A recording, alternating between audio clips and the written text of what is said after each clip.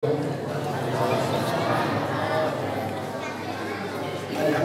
wa syukurillah wa la hawla wa la quwwata illa billah. Asyhadu an la ilaha illallah wahdah wa asyhadu anna Muhammadan abduhu wa rasuluhu wa la nabiyya ba'dah.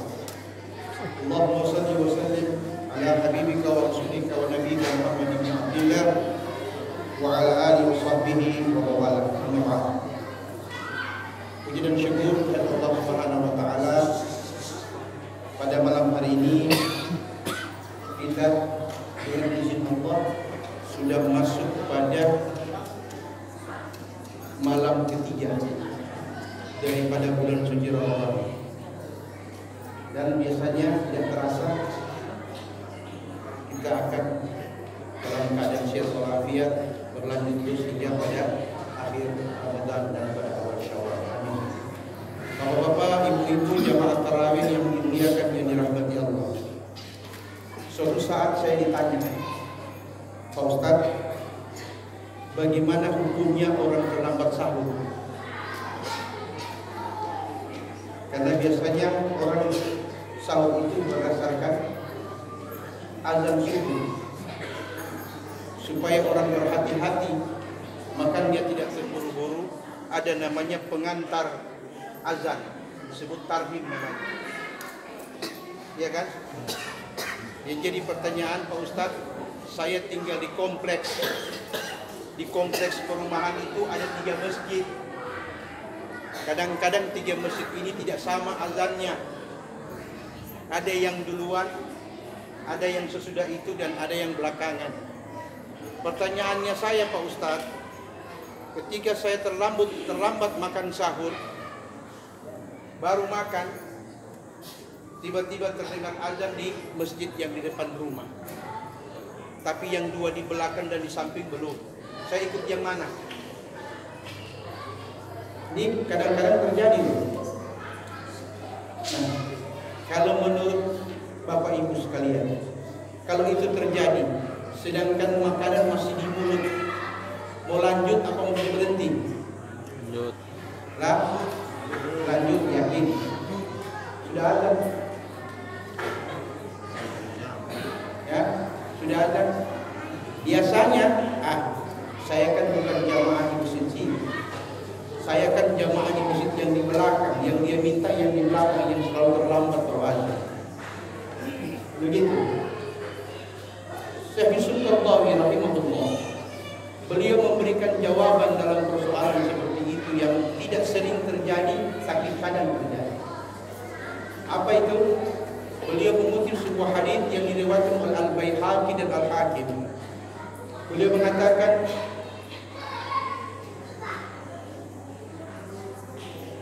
idza sami'a an-nida wal ina 'ala yadi falam yadha hatta yaqdiya hajatahu minhu. Bila engkau sedang sahur, makanan sahurmu masih ada di tanganmu, kemudian kau dengar azan dikumandangkan, kata Nabi, jangan kau letakkan piring sahurmu itu sebelum kau selesaikan hajatmu. Jadi paham? Yang di tangan bukan yang di meja. Yang dihabiskan yang di tangan bukan yang di meja. Artinya jangan tambah. Nabi bilang, bila engkau mendengar azan dikumandangkan, sedangkan di tanganmu masih ada makanan sahur, jangan letakkan yang di tanganmu sebelum kau habiskan apa yang di tangan, bukan yang di meja. Kalau yang di meja sampai fajar belum selesai itu, Pak. Itu yang pertama. Saya ceramah cuma 5 menit. Yang kedua, Pak Ustadz, bagaimana hukumnya orang yang berpuasa tapi dia dalam keadaan safar? Safar, tahu safar? Dalam keadaan bepergian, musafir. Apakah boleh ketika dia menanggung berat dalam perjalanan dia berbuka? Sebahagian mengatakan boleh. Sebagian siapa? Sebagian besar ulama. Tapi ada catatannya, Pak. yang kepayahan, bukan yang mempayah-payahkan. Beda ya, yang kepayahan dengan yang mempayah-payahkan. Artinya secara fisik dia masih mampu, tapi dengan dasar tidak ada niat sungguh-sungguh puasa, dia mengatakan kan musafir itu ada rukhsah.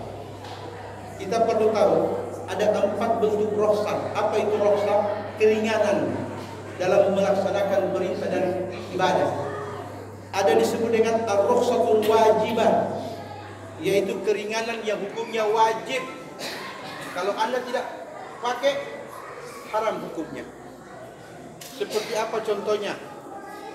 Makan makanan yang Allah haramkan seperti babi, wajib dimakan bila dalam keadaan emergensi, bila tidak ada makanan lain dan cuma itu yang ada.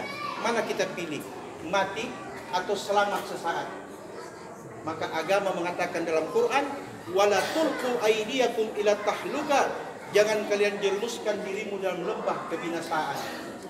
Berarti di sini ditunjukkan bahwa makan makanan yang haram menjadi wajib bila dalam keadaan emergensi. Apa itu emergensi? Keadaan super darurat. Kalau masih ada pilihan, tidak boleh. Wajib kita ambil yang lebih ringan dari itu. Itu namanya rukhsatul wajib. Ada lagi namanya rukhsatul mandubah, keringanan yang sifatnya sunnah. Apa itu keringanan yang sifatnya sunnah? Menjamak sholat, ya, menggasar, bukan menjamak. Bedakan itu ya Pak. Menggasar artinya 4 rakaat jadi 2 rakaat. Itu keringanan yang Allah berikan bagi musafir, dengan catatan sunnah hukumnya musafir melaksanakan sholat zuhur 4 rakaat dan sholat asar 4 rakaat jadi 2 rakaat, sholat asar 4 rakaat jadi 2 rakaat, isya 4 rakaat jadi 2 rakaat, maghrib dan subuh tidak dikurangi. Bisa dipahami ini? Kalau seorang musafir melaksanakan sholat 4 rakaat, dia kerjakan 2 rakaat seperti zuhur, maka dia mendapat 2 pahala. Apa itu? Pahala pertama telah melaksanakan kewajiban sholat zuhur, dan pahala kedua telah melaksanakan sunnah rukhsah namanya. Ada lagi rukhsah yang ketiga, keringanan dispensasi yang ketiga. Apa namanya itu? Ar-rukhsatul mubahah. Artinya hukumnya boleh, mubah. Seperti apa? Menjamak sholat di waktu safar. Saya musafir dari Morowali mau ke Palu. Saya mau jamak sholat saya karena perjalanan. Saya tarik sholat zuhur ke sholat asar, atau sholat asar ke sholat zuhur. Mau takdim atau takhir, yang pasti 2 waktu sholat digabung menjadi satu di satu waktu. Jadi paham ini?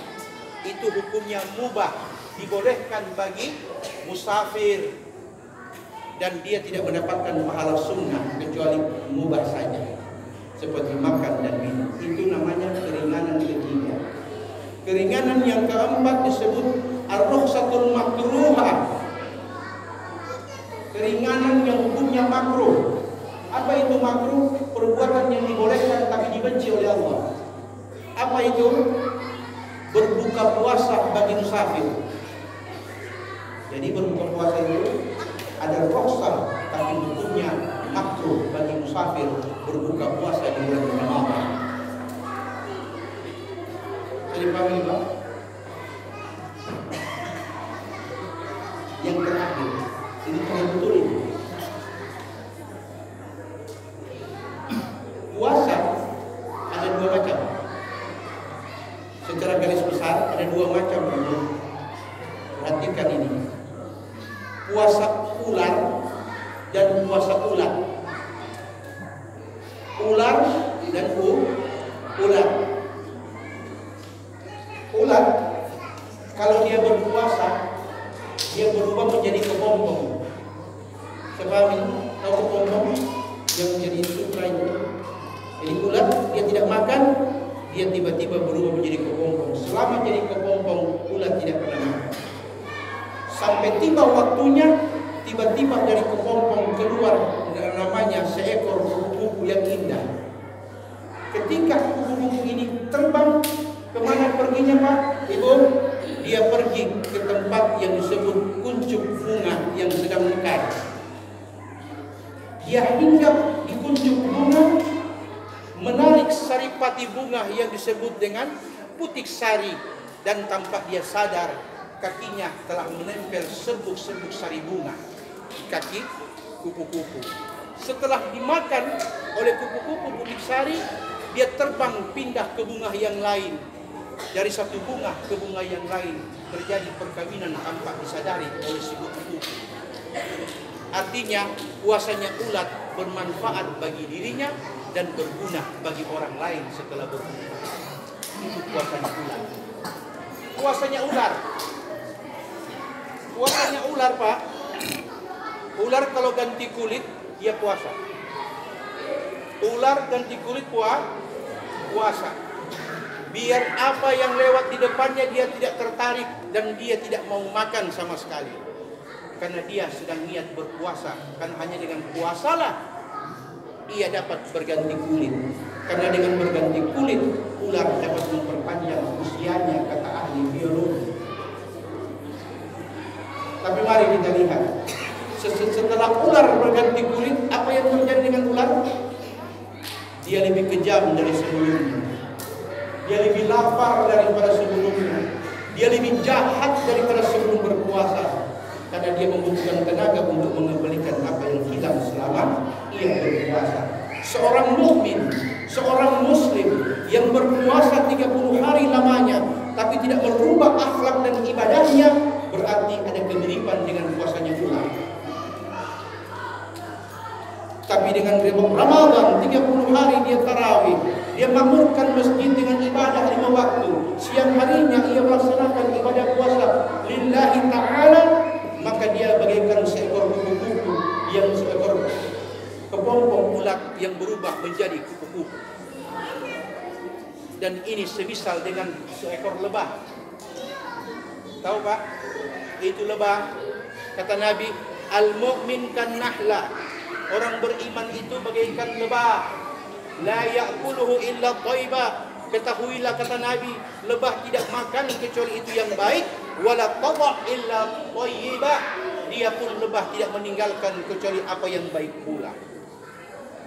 Jadi Ramadan seyogianya semestinya 30 hari merubah akhlaknya seorang muslim menjadi mukmin, seorang mukmin menjadi muttaqin. Ini 30 hari kita diberi kesempatan oleh Allah untuk merubah kehidupan agama kita.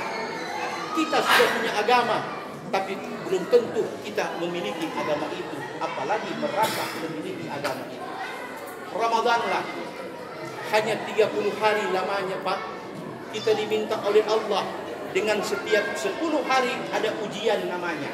10 hari awal Ramadan, 10 hari kedua Ramadan, dan 10 hari ketiga Ramadan. Itu ada fase-fase yang bila kita lewati, maka 10 hari pertama menjadi ampunan, 10 hari kedua menjadi rahmat, dan 10 hari yang ketiga kita diberi ganjaran oleh Allah syurga yang Ia janjikan. Jadi pahami Pak? Perkali itu saja. Wabillahi taufiq wal hidayah.